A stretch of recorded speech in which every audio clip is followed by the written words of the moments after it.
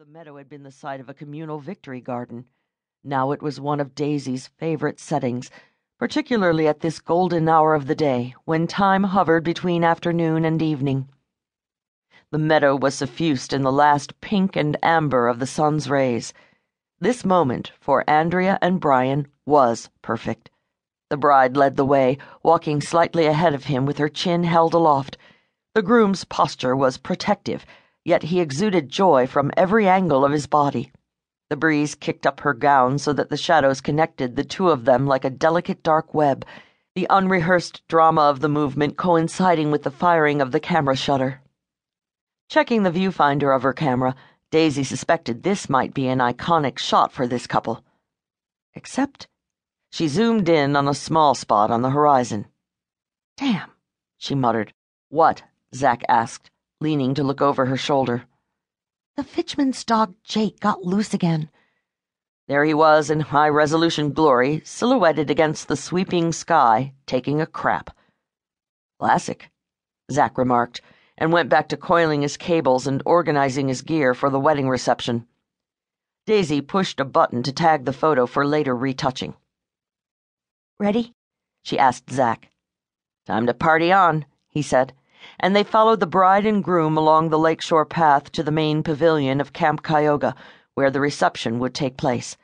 The couple made a pit stop to freshen up for their grand entrance, and Daisy prepared to document the festivities. She had liked the bride from the start, and she had always loved the setting of Camp Cayuga. The serene lakeside resort was a historic landmark on Willow Lake, and it belonged to Daisy's grandparents. Tucked into the wildest corner of Ulster County near the town of Avalon, Camp Cayuga had been founded as a retreat for the elite of New York City, a place where the well-heeled could escape the steamy summer heat. These days, the camp had been transformed into a luxurious resort by Daisy's cousin Olivia. Last year, the reinvented retreat had been featured as a destination wedding venue on IamTheBeholder.com, and bookings were steady. To Daisy, Camp Cayuga was more than a beautiful setting. She'd spent some of her life's most joyous and most painful moments here, and the entire landscape had shaped her aesthetic as a photographer. The firm she'd worked for since finishing college, Wendela's Wedding Wonders, was a local institution, and Daisy was grateful for the job. The work was steady, the hours crazy, and the income adequate, if not lucrative. There would never be a shortage of people wanting to get married. And okay, she did dream of branching out from weddings and portraits because her deepest love was something she termed narrative nature photography. At heart, she was a storyteller. Her photos offered intimate glimpses through her lens. She captured the fragile, ephemeral nature of the world around her with pictures that haunted her heart, arousing deep emotions from the simple grace of trees dipping their branches in the water, the abundance of a green-shadowed forest in springtime, the epic shape of granite crags above a gorge. In college, she'd always been under deadline pressure because her subjects would not be rushed. Tadpoles transforming themselves, a fawn finding its way through a meadow, the stillness of a heron as it waited in the marshy shallows for its next meal.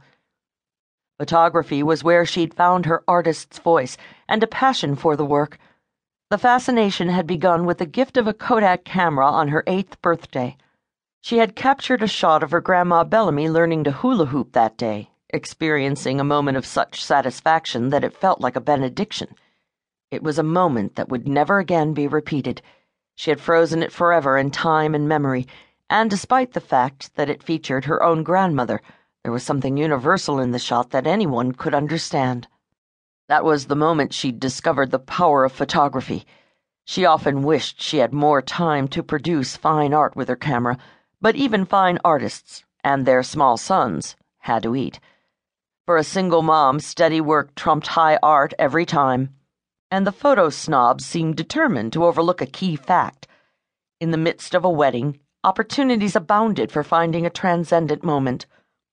A good photographer simply knew where to look for them and how to capture them. At a wedding, you could find people at their most real. The same story played out in endless ways and infinite variety, and for Daisy, it held a kind of fascination. She was intrigued by the mysterious alchemy that drew a couple together and compelled them to embark on